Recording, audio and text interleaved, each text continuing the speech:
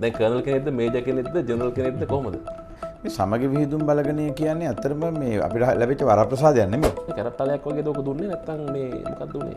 පක්ෂය ඇතුළේ සමහර ජ්‍යෙෂ්ඨ නායකයන්ගේ හැසිරීම වුණ එක තැනක එක විදියක සමහර යට ඉඳගෙන වෙන දේවල් ඉතින් අපි ඒවා ඍජුව විවේචනය කරේ. තලතට කියන්න එපා මල්ලි මේක තියාගන්න කියලා කියන්න එපා කියලා දුන්නේ අපි හැමෝම දන්නවා. ඒ දිස්ත්‍රික්කයේ ජයග්‍රහණය කරන්න අපේ කඳුර තාම ශක්තිමත් නැහැ. ඒ ගන්න අපේ නායකයෝ අකමැති වුණා. රනිල්ද හොඳ සජිත්ද හොඳ? මම හිතනවා මේ දෙන්න අතර ඒ වෙනස පොඩියට ගන්න බෑ ලොකු වෙනසක්. ජාත්‍යන්තර මාතර වැරදුනාද නැත්නම් ජාත්‍යන්තර වී කපඩා කරප එක වැරදිද? මේ හෙට මෙතන අනිද්දාතන ඔය කීප සරත් පොන්සේක මහත්මයා නෑ ඔය පාලිතම කරනවා මහත්මයා කීර්ති තෙන්නකෝන් මහත්තයලා ඔය ගැන කිව්වේ කණ්ඩායම මේ හොයනවා දැන් මේ සැරේ කොහෙද නවතින්නේ කියලා. දැන් අපේ පක්ෂේ 54 දෙනාම ජනාධිපති අපේක්ෂක විදියට කිව්වත් කමක් නැහැ. කොහොමද ඔබ පක්ෂේ මුදල් හොයාගන්නේ? ඒක ඕක ගැන කවුරුවත් අහන්නේ නැහනේ. අපි ඒක සන්දානගත වීම කියන වචනය මේ රටේ මිනිස්සුන්ට එපා වුණා යහපත් ආණ්ඩුවත් එක්ක. කිසිම ප්‍රශ්නයක් නැහැ. මම මේ ප්‍රතිඥාව දෙනවා ඔබ කියන විදියටම.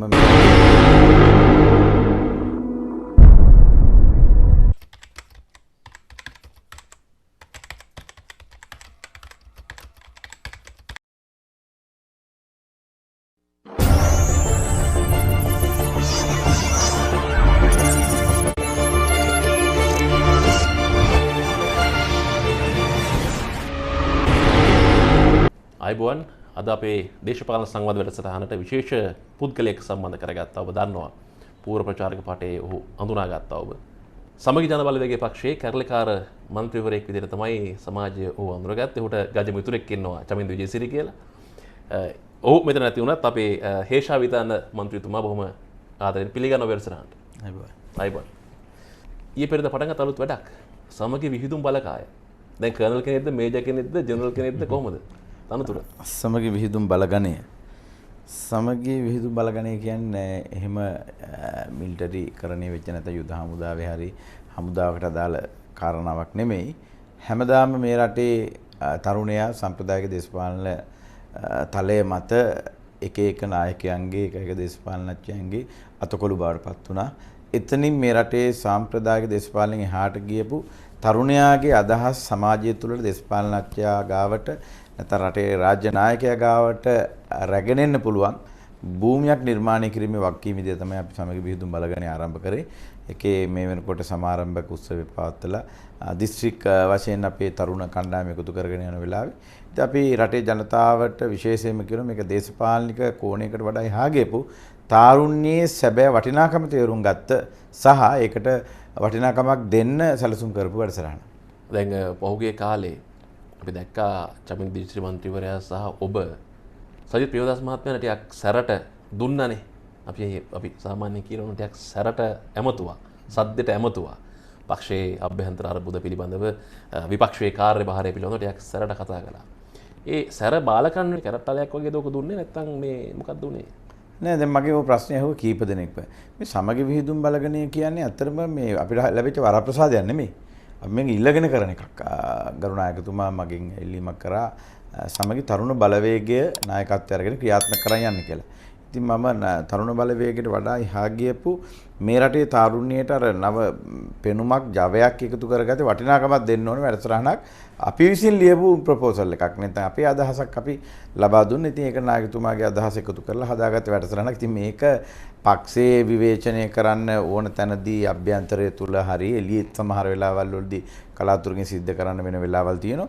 ඒවා වෙනුවෙන් අතර කරගන්න අපේ දේශපාලන පිටකොන්ද කඩා ගන්න උත්සාහ කරනවා. ඉතින් අපි පක්ෂයට දෙන්න පුළුවන් උපරිම සහයෝගය දෙනවා. අපි නායකත්වයේ සජිත් ප්‍රේමදාස මැතිතුමා වෙනුවෙන් ඒ කොන්දේසි විරහිතව අවංකව ශක්තිය ලබා දෙන වරප්‍රසාද බලාපොරොත්තු නැතුව හැබැයි පක්ෂය ඇතුළේ සමහර ජ්‍යෙෂ්ඨ නායකයන්ගේ හැසිරීම අපිට විනිවිදව දකින්න බැරි වුණා. වුන් එක තැනක එක විදියක තමහර යට ඉඳගෙන වෙන දේවල්. ඉතින් අපි ඒවා ඍජුව විවේචනය කරේ. කවුරු ගැනද ඔබ මේ කියන්නේ? නෑ මම මෙහෙමයි ඒක මම නමක් කියන්න බලාපොරොත්තු වෙන්නේ නැහැ මේ වෙලාවේ හොඳ නැති හින්දා. මොකද පරණ ප්‍රශ්නයක් ආපහු ඇදලා ගන්න මම හිතන්නේ අවශ්‍ය වෙලාවදී මම නමක් කිව්වා. මේක සම්ප්‍රදායික ඒ කියන්නේ ජ්‍යෙෂ්ඨයා මතම යැපිලා පක්ෂයක් යනවා නම් මම හිතන්නේ මේකත් එක්සත් ජාතික පක්ෂයත් අතර වෙනසක් නැහැ. අපි කියන්නේ මේක අලුත් පක්ෂයක්. සමගි ජන බලවේගය කියන ඒ නැවුම් දේශපාලන පක්ෂෙට නැවුම් ගතියක් දෙන්න අපි වැඩ කරන්න ඕනේ. ඉතින් ඒ අනුව නායකතුමා එතන ඉන්නවා නම් අර ජ්‍යෙෂ්ඨ අපේ සමහර සියලුම දෙනානේ සමහර ජ්‍යෙෂ්ඨයෝ තමන්ගේ තැන අහිමි වෙයි කියලා වෙලා මේ පක්ෂයට නැවුම් බවක් දෙන්න උත්සාහ කරන්නේ නැත්නම් එතෙන්දී අපි විරුද්ධ වෙනවා. ඉතින් ඒක අනුව මතගැටුමක් නිර්මාණය වෙනවා. ඒක ටිකක් දුරදී කියා ගරුනායකතුමාගේ මැදිහත් වීමෙන් මම දැන් ඒකට අවශ්‍ය විසඳුම් ලබා දුන්නා. ගැටුම කොච්චර දුරදිග ගියාද කියනවනම් හේෂා විතානගේ මන්ත්‍රීතුමාට රත්නපුර දිස්ත්‍රික්කයේ සම සංවිධායකවරුත් හම්බුණා කාටවත් කියන්න එපා කියලා කියන්න එපා කිව්ව තලතා අතුකෝරලාල් මන්ත්‍රීතුමේට. මං හරි නේද?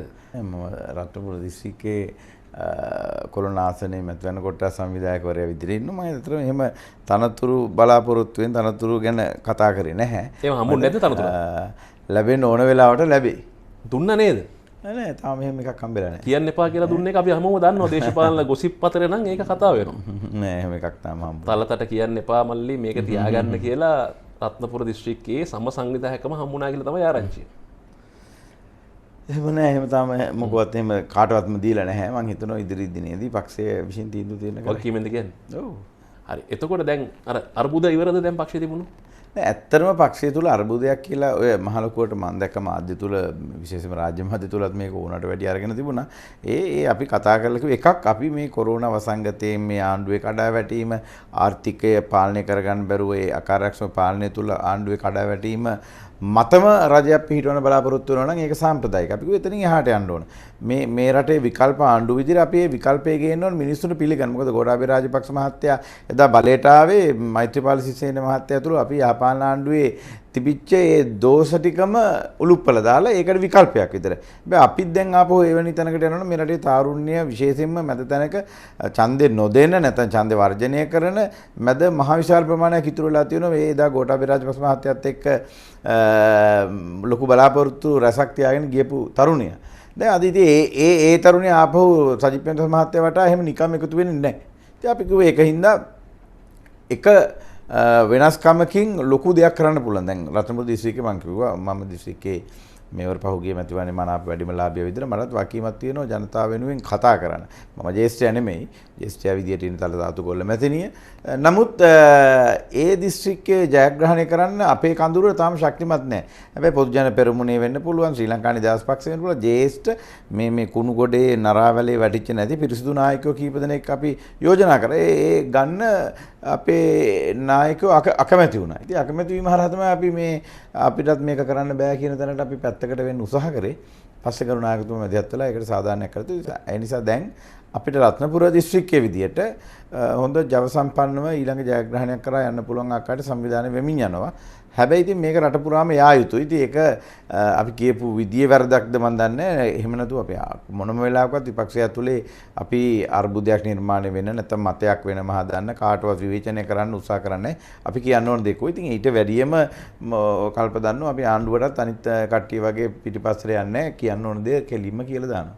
සජිත් ප්‍රේමදාස විපක්ෂ නායකතුමා සහ රනිල් වික්‍රමසිංහ එක්සත් විපක්ෂ නායකතුමා දෙන්නත් එක්කම දෙන්න යටතේම ඔබ කටයුතු කළා. දැන් ප්‍රශ්නයක් ඇති වුණානේ. ඔබ කැරල්ලක් ඇති කරා. කැරල්ලකට වඩා ඔබ යම් ආකාරයකින් පක්ෂයේ නායකත්වය සහ පක්ෂයේ ඉහළ පරිපාලනය සම්බන්ධයෙන් යම් ආකාරයක චෝදනාවක් එල්ල කරා. මේ චෝදනාවට සංවේදී වීම පිළිබඳව සංසන්දනය කරලා බැලුවාම රනිල්ද හොඳ සජිත්ද හොඳ?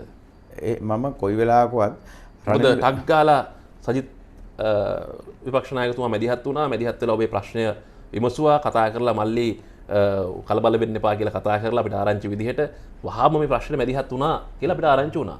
මේ වගේ ප්‍රශ්න තුනම රනිල් වික්‍රමසිංහ මහත්මයාගේ ප්‍රතිචාරය කොහොමද? නෑ ඒක ඇත්තටම රනිල් වික්‍රමසිංහ මහත්මයා කියන්නේ මේ රටේ ජ්‍යෙෂ්ඨම දේශපාලනඥයා. ඒ වගේම දකුණු ආසියාවේ ඉන්න අදටත් කවුරුත් කතා කරන වැදගත් දේශපාලන නායකයෙක්. නමුත් එතුමාට මම හිතනවා ප්‍රශ්න විසඳීමේදී කල්ැරීමේ ප්‍රශ්නය නිසාම තමයි එක්සත් ජාතිපක්ෂයේ මේ විපත උනේ. එදා එක්සත් ජාතිපක්ෂය හොඳ ගමනක් අරගෙන යන්න තිබිච්ච අවස්ථාවක එතුමාගේ වටා හිටපු සමහර පිරිසක් අදටත් එක්සත් ජාතිපාක්ෂිකයා ඉන්න පිරිසත් ප්‍රතික්ෂේප කරන පිරිසක් නිසා තමයි එතකොට මේ දේ උනේ. මං සජිත් ප්‍රේමදාස මහත්තයාගේ ඊට වැඩිය ආත්පසින්ම දකින්න වෙනස තමයි එතුමා ඍජුවම වටිනාකම අවශ්‍යතාවය මොකක්ද කියන එක තීන්දුව අරගෙන කටයුතු කරනවා. දැන් ඇත්තටම අපේ කෘත්‍යාධිකාරී මණ්ඩල දෙක ගත්තොත් එහෙම එක්සත් ජාතික පක්ෂයේ කෘත්‍යාධිකාරී මණ්ඩල තියෙනකොට ඉතාලම කෙටි වෙලාවකින් කතා කරා ඉවරයි. එතනින් එහාට යන්නේ නැහැ. සජිත් ප්‍රේමදාසතුමා පැය 6 පැය 5ක් විශාල වශයෙන් කතා කරනවා. මේ පක්ෂය තුල හැම කාරණාවක් ගැනම කතා කරලා එතනින් එළියට යන්නේ අපි ඒකට උත්තරයක් අරගෙන. ඉතින් මම හිතනවා මේ දෙන්න අතර ඒ වෙනස පොඩියට ගන්න බෑ ලොකු වෙනසක්. ඉතින් මට දැනෙන දේ තමයි යම් කිසි දවසක ඒ දෙන්න එකතු වෙලා මේ දේ කරන්න පුළුවන් වුණා නම් ඒ පාලම හැදිලා තිබුණා නම් එදා දැන් ඒකට කල් වැඩි මේ රටේ හොඳ දේශපාලන ප්‍රවේශයක් ගන්න තිබ්බා. මේ දැන් වර්තමානයේ බිහි වෙලා ඉන්න දේශපාලන කල්ලි වලට වඩා. නමුත් ඉතින් රනිල් වික්‍රමසිංහ මහත්මයා ගත්තේ දරදඬු තීන්දුවත් එක අපි අද සමගි ජන බලවේගයේ තුල යම් කිසි විදියක මම කියන්නේ 100%ක්ම සමගි ජන බලවේගයේ ඉන්න හැම කෙනාම සජිත් ප්‍රේමදාස මහත්තයාට අවංකව උදව් කරනවා කියලා සමහර විට ඩබල් ගේම් ගහන කෙනෙක් දෙන්නෙක් ඉන්න පුළුවන්. ඒ කෙසේ වෙතත් සියල්ල කළමනාකරණය කරගෙන එතුමා මේ රටේ විකල්ප ආණ්ඩුව විදිහට දැවැන්ත මෙහෙයක් කරනවා. යම් වෙලාවක රනිල් වික්‍රමසිංහ සහ සජිත් ප්‍රේමදාස දෙන්න එකතු වුණොත් එකතු කරන්න මොනවද කරන්න බලාපොරොත්තුවක් තියනවද? නෑ මගේ අදහස සජිත් ප්‍රේමදාස මහත්මයා සහ රනිල් වික්‍රමසිංහ මහත්මයා එකතු වීමේ කිසි වරදක් නෑ. හැබැයි මෙතන ඉන්නවා දේශපාලනික වශයෙන් අනාථ වෙච්ච නන්නත්තර වෙච්ච මේ රටේ ජනතාව පිළිගන්නේ නැති කීප දෙනෙක්. කඳුළු දෙකේ රනිල් වික්‍රමසිංහ මහත්මයා අපේ ගාව මං හිතන්නේ මේ වෙනකොට ඒ කට්ටිය හිමින්ම ගැලවි ගියා අන්තිම මුල් කාලේ ඉඳලා ගැලවි ගියා. එතකොට අර එක්සත් ජාතික පක්ෂයේ අදටත් ඒ මුල් අල්ලගෙන ඉන්නේ ඒ පිරිස පැත්තකට ගියා නම් අද මං හිතනවා මේ දෙක එකතු වුණා නම් මේ වෙනකොටත් මහින්ද රාජපක්ෂලා ගෙදර යවන්න අවශ්‍ය පෙරලියක් කරලා ඉවරයි. මත්තල ගුවන්තොටුපොලේ වීගබඩා කරපේක හොඳයිද? මත්තල ගුවන්තොටුපොලේ වීගබඩා කරා කියන කතාව නාමල් රාජපක්ෂ මහත්තයා දන්නේ නැති කමට කියන කතාවන්නේ. මත්තල නාමල් රාජපක්ෂ මහත්මයා නෙමෙයි කිව්වේ. සජිත් ප්‍රේමදාස මහත්මයා කිව්වා මේ රනිල් වික්‍රමසිංහ මහත්මයා මත්තල ගුවන්තොටුපොලේ මේ වීගබඩා කරේ මාව තන්දෙන් පරද්දන්න කියලා. නෑ මත්තල ගුවන්තොටුපොලේ වීගබඩා කරේ නැහැ. ඇත්තට මත්තල ගුවන්තොටුපොළ පරිශ්‍රයේ තියෙන තොග ගබඩාවේ තමයි වීගබඩා කරේ. දැන් නිකන් මේක මේ මාධ්‍ය තුල යනකොට හිතන්නේ අර මේ මොකද්ද එයාපෝට් එක මගී පර්යන්තේ වීගබඩා කරා කියලා වගේ අදහසක්.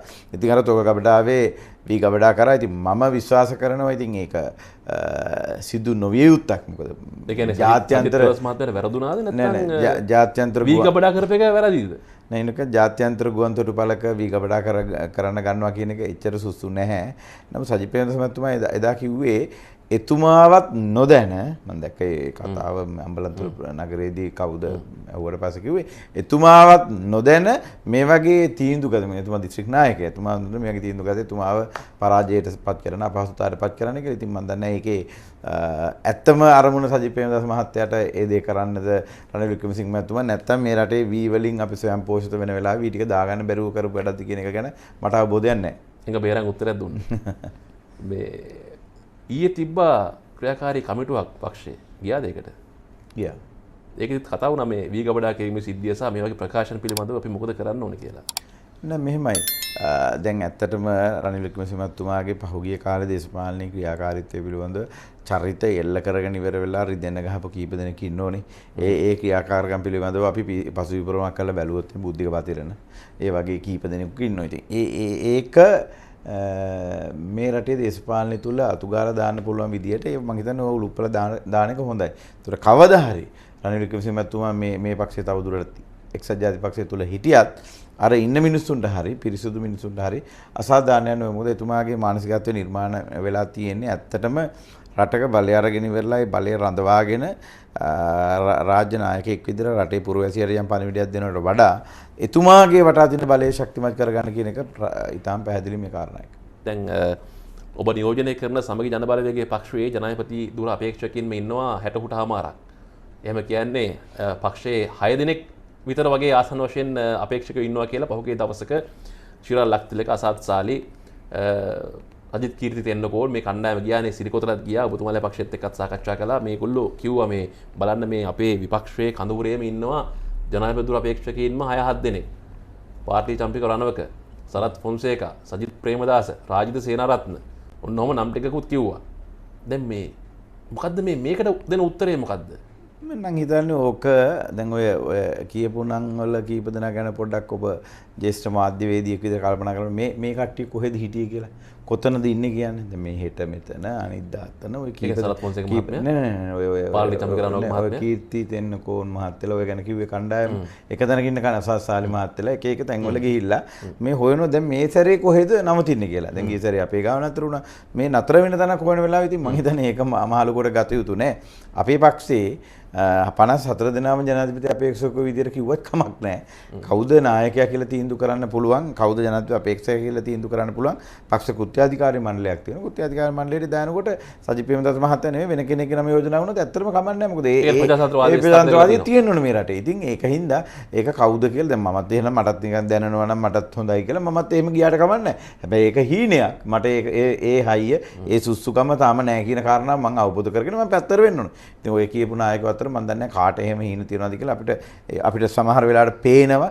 ඉතින් මම එක දෙයක් දන්නවා මේ හැම කෙනාම උත්සාහ කරන්නේ බලයක් ලබා ගන්න නම් ඒ බලය ලබා ගැනීමට කේන්ද්‍ර වෙන තැනකදී කවුරුත් එකතු වෙන්න ඕනේ. ඉතින් ඒක සිද්ධ වෙයි. එහෙම නැතුව විවේචනය කරගෙන රයිට් මම තමයි නායකයා සජිත්ට මේක බෑ පොන්සේක තමයි යුද්ධ ඉවර කරේ පොන්සේකට පුළුවන්. මෙහෙම ඒ තරමට නරක කුණු වෙලා ගියපු මත හැදිලා නැහැ. රටේ සමාජය තුල නිර්මාණය වෙන මතය සමග අපේ පක්ෂයේ නායකයා කවුද කියන කාරණාව ගන්න පුළුවන්. ඉතින් අපේ පක්ෂයේ හදලා තියෙන ප්‍රජාතන්ත්‍රවාදී බව කොච්චර දිගුවොත් එක්සත් ජාතික පක්ෂෙත් එක්ක ඒ ව්‍යවස්ථා දෙක අරගෙන බැලුවා නම් එහෙම මම හිතන සමගි ජන බලවේගයේ මේ රටේ ජනතාව ඡන්ද දීපු එක පවු නෑ කියලා මේ තමන්ගේ හද සාක්ෂියට තීන්දුව කරන්න එකම හේතුවක් ඒක. හරි. අපි පක්ෂ අභ්‍යන්තරය ගැන කතා කරානේ. අපි දැන් කතා කරමු රටේ වර්තමාන දේශපාලනය ගැන. සතුරු වෙනවද විපක්ෂීය විදිහට වර්තමානයේ මේ රජයේ නැත්නම් ආණ්ඩුවේ වැඩපිළිවෙල සම්බන්ධයෙන් ඔබේ විරෝධතාවය ජනතාව දැනුවත් කිරීම පිළිබඳව සතුරු වෙනවද? අනිවාර්යයෙන්ම මං හිතනවා මේ රටේ විපක්ෂයක් කටයුතු කළ යුත්තේ එදා ඒකාබද්ධ විපක්ෂයේ කටයුතු කරපුවාර මන්ද මානසිකත්වයෙන් ඉන්න විදිහට නෙමෙයි.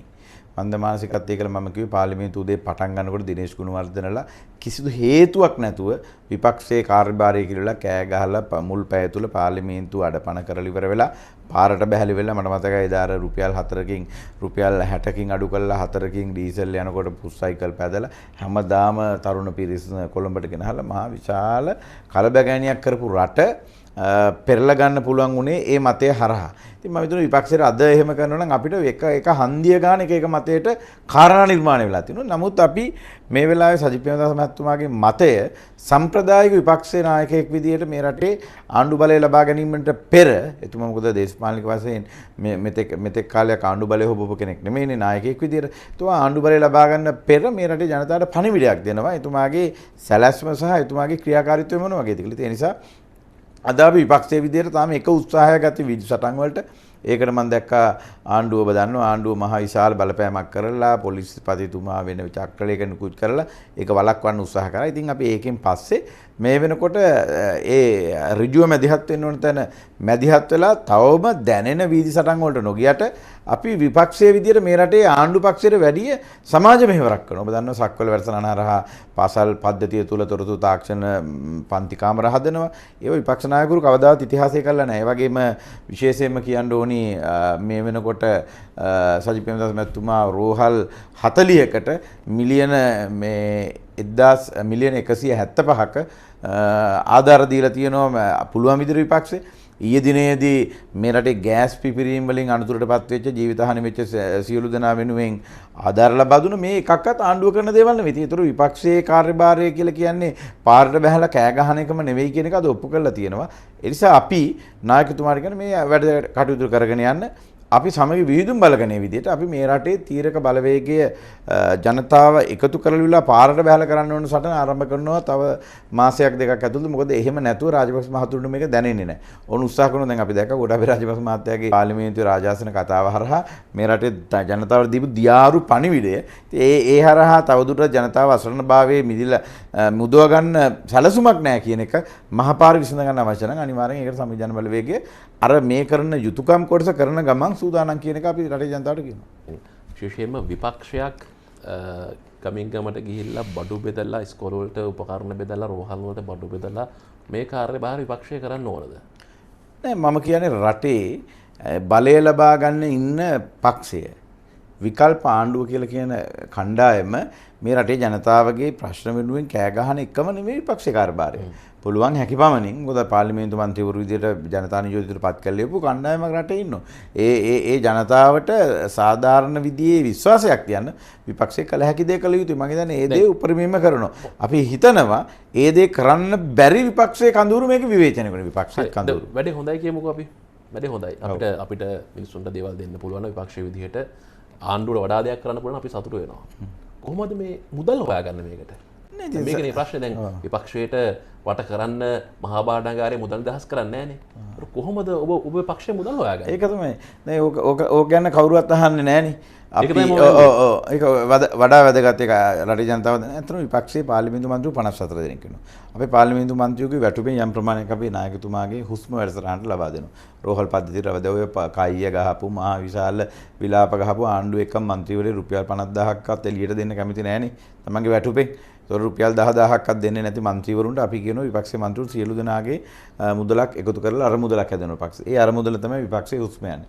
ඊට අමතරව පාසල් තොරතුරු තාක්ෂණ පන්ති කාමර හැදීම සඳහා ගරු නායකතුමාට එක පාසලකට එක ව්‍යාපාරිකයෙක් ගන්න මේ රටේම ව්‍යාපාරික උදව් කරනවා. ඒක මේ රටේ ජනප්‍රිය නායකයෙක් ජාතික නායකයෙක් විදියට එතුමාට මේ කවුරු හරි පුජ්‍යලේ ව්‍යාපාරිකයෙක් එකතු කරගෙන මේ සත්කාරය ලබා ගන්න එක මහා දෙයක් නෙමෙයි. ඒකයි අපි එදා මේව කරන්න බැරි කමක් නෙමෙයි තිබෙන්නේ. එහෙම සැලැස්මක් තිබුණේ නැහැ.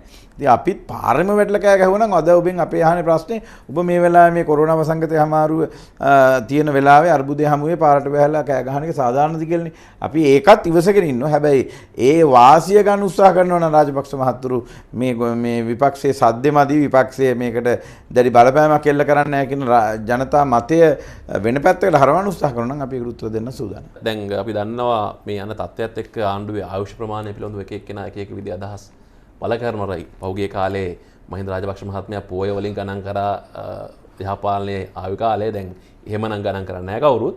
නමුත් ආයු කාලය පිළිබඳව බරපතල ප්‍රශ්නයක් තියෙනවා.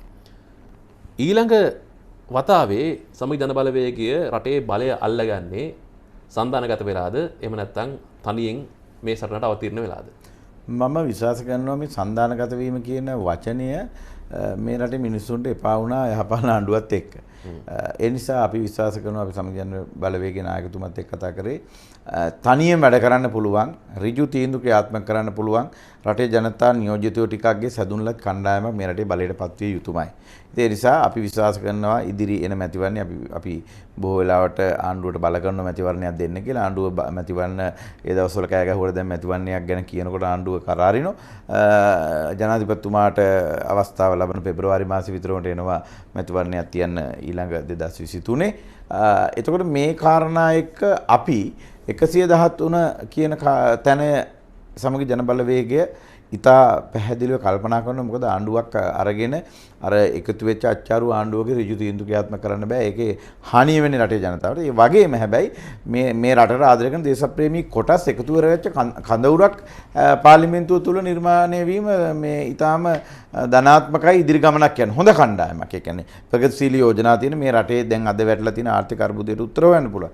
ඉතින් මම විශ්වාස කරනවා එවැනි කඳවුරක් නිර්මාණය වෙනවා. දැන් ආණ්ඩු පක්ෂෙත් ඉන්න විශාල පිරිස අපි නන්නෝ කිව්වට මේ වෙනවා අපිත් එක්ක සාකච්ඡා කරනවා. උන්ට හරි කලබලයක් තියෙනවා මේ වෙලාවේ කොහොම හරි එකතු කරලා මේ ආණ්ඩුව අනිත් පැත්තට ගන්න. මම හිතනවා සමගි ජන බලවේගයට එහෙම කලබලයක් නෑ. අපි රටේ ජනතාවගේ බලයකින් තමයි ආණ්ඩුව හදන්නේ. එහෙම නැතුව කෘත්‍රිමව අර පැත්තෙන් මේ පැත්තට තියාගත්තේ බලයක් හදලා ශනිකව මේ රටේ බලය ලබා ගැනීමේ අවශ්‍යතාවයක් නෑ. මොකද අපිට ඕන මේ කඩාවැටිච්ච ආර්ථිකය, කඩාවැටිච්ච සමාජ වටපිටාව, ඒ වගේම දේශපාලනය, ප්‍රජාතන්ත්‍රවාදී මේ සියලු ශේෂ්ඨ වලට ඍජු උත්තරයක් දෙන්න පුළුවන් දිගු ගමනක් යන්න පුළුවන් ආණ්ඩුවක් හදන්නේ. ඒ වෙනුවෙන් අපේ ජනතාව ඒකරාශී කිරීම තමයි මේ දවස්වල කරන්නේ. දැන් ඔයකත් එක්ක මම අහන ප්‍රශ්න දැන් විශේෂයෙන්ම අපි කියන සෙසු ජාතික පක්ෂ, අපි සුළු ජාතික පක්ෂ කියන වචනේ මම පාවිච්චි කරන්න කැමති නෑ. සෙසු ජාති නියෝජනය කරන දේශපාලන පක්ෂ තියෙනවා. දැන් මේ දේශපාලන පක්ෂ බොහෝ වෙලාවට තීරක බලය ඔවුන් සතු කරගන්නවා. රටේ විවස්ථාවක් සම්මත කරගන්නකොට එහෙම නැත්නම් රටේ ඇමතිකම් ගන්නකොට හොඳම කෑල්ල ඒගොල්ලෝ අත්පත් කරගැනීමේ රටාවක් අපි 1995 පස්සේ අපි රටේ දකිනවා. ඒක ප්‍රධානම ගැටලුව තමයි ප්‍රධාන පක්ෂවලට තිබුණු ඒ සෙසු ජාති නියෝජනය කිරීමේ බලය වෙනත් කණ්ඩායම් අත්පත් කර ගැනීම. ඒ අර්බුදයට ඔබේ පක්ෂයත් මුහුණ දුන්නා. හැබැයි අපිට පේන්නේ නැහැ අදටත් සමගි ජන බලවේගයේ පක්ෂය ඇතුලේ මේ සෙසු ජාති නියෝජනය කරන හොඳ තනි නායකයෝ නිර්මාණය වෙලා ඉන්නවා. ඔය කතාව සම්පූර්ණ ඇත්ත. මමත් විශ්වාස කරනවා එක්සත් ජාතික පක්ෂයේ ඉතිහාසයේ ජයවර්ධන යුගයේ හිටපු නායකයෝ ටික අද නැහැ. එක්සත් ජාතික පක්ෂය අන්තිමේදී එක පක්ෂවලට සින්නක්කරව ඒ කොටස් ලියලා දුන්නා. ඉතින් මම හිතනවා සමීජන බලවේගයේ විදිහට අදත් අපි මේ සෙසු පක්ෂ කණ්ඩායම එකතු කරගෙන යම්කි සන්දානයක් විදිහට තමයි මේ වෙනකොට කටයුතු කරන්නේ. නමුත් මා විශ්වාස කරනවා දේශපාලන පක්ෂයක අනන්‍යතාවය රටේ සියලුම ජනතාවට බලය තියෙන වෙලාවක් හෝ විපක්ෂයකදී ආරක්ෂාව දෙන්න පුළුවන් නියෝජනයක් තියෙන්න ඕනේ. ඉතින් ඒ හින්දා මම මගේ පෞද්ගලික මතය මම දන්නේ පක්ෂයේ මතය මේක මොකද්ද කියන එක මම හොයලා නැහැ. මගේ පෞද්ගලික මතේ දමිළ ජනතාව නියෝජනය කරන හොඳ දමිළ ජනතා නායකව නිර්මාණය විය යුතුයි. ඉන්නවද දැන් කවුරුහරි? නෑ දැනට අපි සාමාන්‍යයෙන් අපේ පක්ෂයේ ඉන්නේ වඩිවැල් සුරේෂ් මන්ත්‍රීතුමාලා වගේ කීප දෙනෙක්. එතකොට මුස්ලිම් මන්ත්‍රීවරු දැන් හලිම් මන්ත්‍රීතුමා වගේ කීප දෙනෙක් ඉන්නවා. කබීර් හෂීම් මැතිතුමාගේ කීප දෙනෙක් ඉන්නවා. මරික්කාර් මැතිතුමාගේ. එතකොට ඒ නායකයෝ ටික එකතු වුණා කියලා ඉවරලා අර සෙසු පක්ෂවලට හානියක් වෙන්නේ නැහැ. මොකද අපේ පක්ෂයේ පදනම එහෙම තියෙනවා.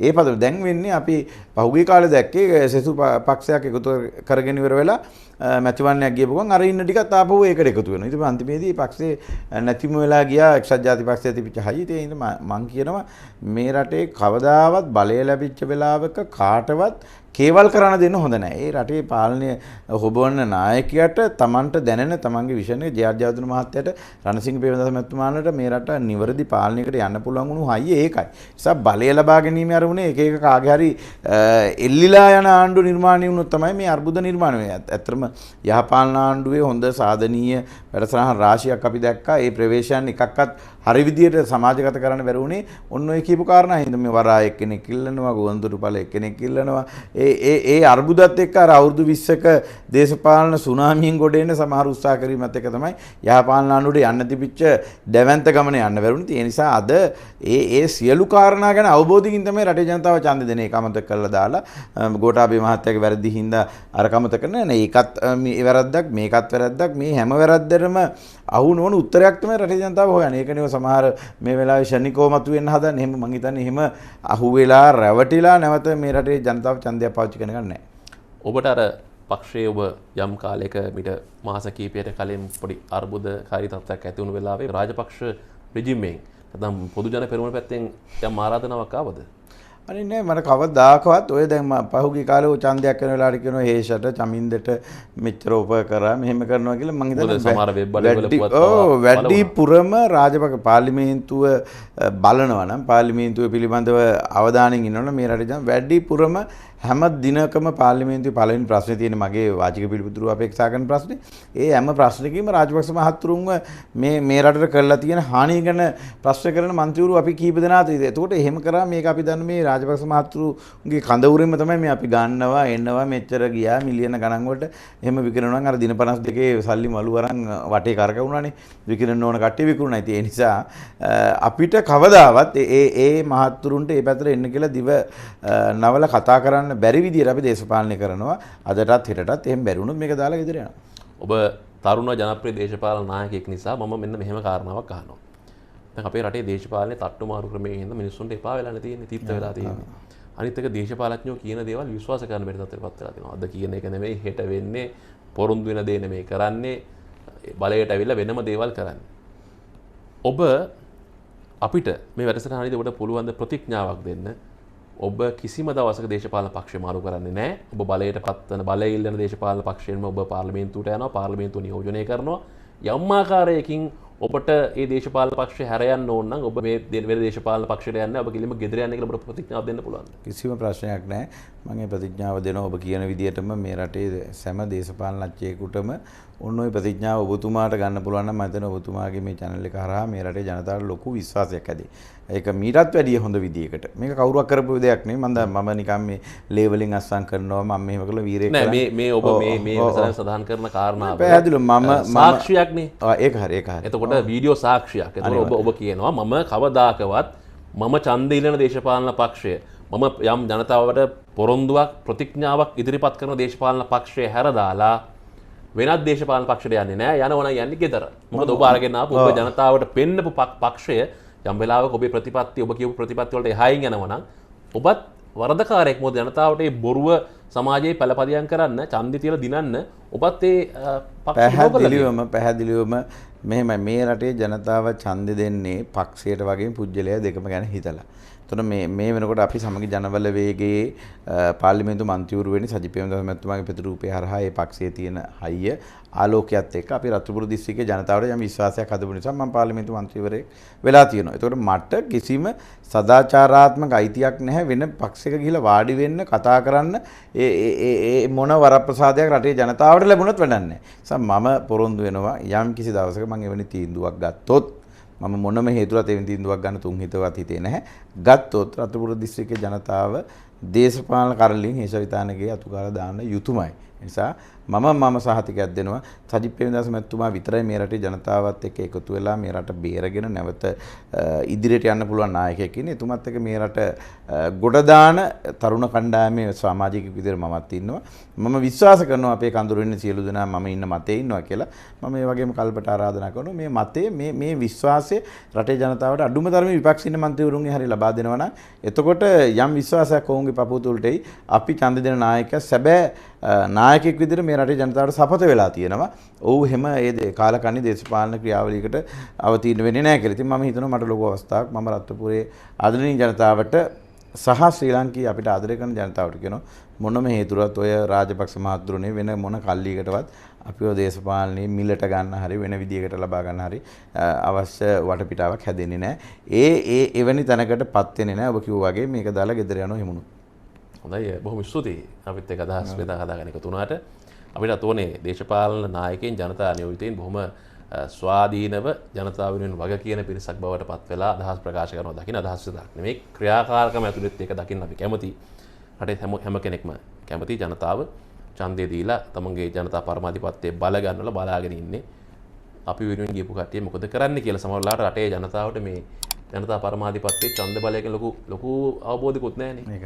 මොකද මේ අපි මේ කතිරේ ගහලා අපි වෙනුවෙන් වැඩ කරන්න කෙනෙක් යවලා තියෙන්නේ කියලා අවබෝධ කරගන්න බෑ. රැල්ලට කතිරේ ලකුණු කරලා අනේ ඉතින් කියලා හොල්ල ඉන්න සමාජයක් තියෙනවා. දැන් වෙලා තියෙන එකනේ.